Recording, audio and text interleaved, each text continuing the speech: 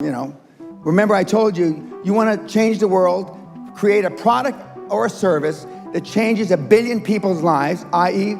Facebook, and then go do what you want with the money. A lot of people do good and just as many, if not more, do bad with the money.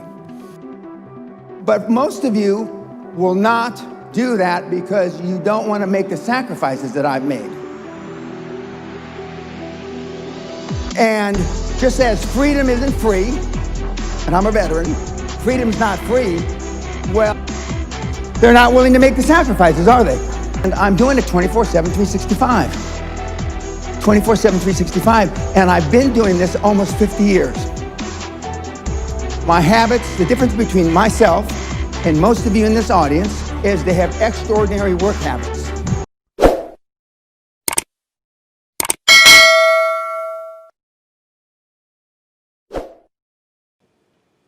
If I can change 5, 10, 6, 8, 3 people in the audience to go out and create generational wealth for them to change the world and make it a better place, then I was successful.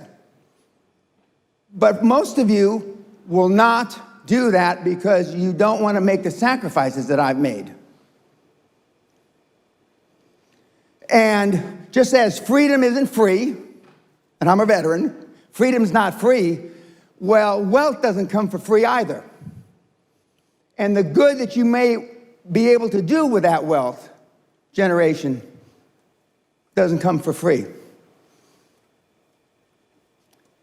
We all know what it takes to lose weight, I think. Restricted calories, exercise. Everybody knows that, right? Then why, as I said yesterday, 40% of Europe and 60% of the US, why are they obese? They're not willing to make the sacrifices, are they?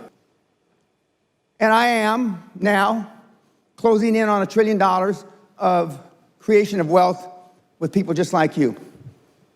And I believe I said, and if I didn't, I should have. I've had people with 80 IQ, like Forrest Gump, and I've had people with 180 IQ.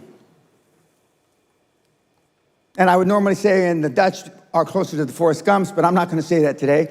But the guy with the 80 IQ did 400 million pound transaction, and the guy with 180 IQ did a 40 million pound transaction. So IQ's got nothing to do with it. But the guy with the 80 IQ wanted it more than he wanted oxygen in his lungs. And he was willing to die trying. I told you yesterday, I'm the only one, the only guru that I'm aware of that has created millions, tens of millions, hundreds of millions, billions, tens of billions, and hundreds of billions on the planet. I'm it. I haven't had to work in 35 years. We couldn't spend all of our money if we tried. I could do like Oprah Winfrey and buy you all a car, buy you all a house. Now, it's an interesting theory. Why does Oprah do that? The people that get the money from her are just thankful they got it, right? She bought him a house, she bought him a BMW, she bought him whatever. There's method to her madness. Oprah Winfrey, arguably, the most successful woman, entrepreneur, that made it herself on the history of this planet. Not arguably, flat ass 100%. But she finds it necessary to give tens of millions, if not hundreds of millions, to just strangers. I could speak a whole day seminar on why she does that. Some of you that would be the recipients of her money would be thankful. Some of you, if you knew why she paid the money out to you, wouldn't be. And we'll leave it at that. But Sally and I made a decision a long, long time ago to be all we could be.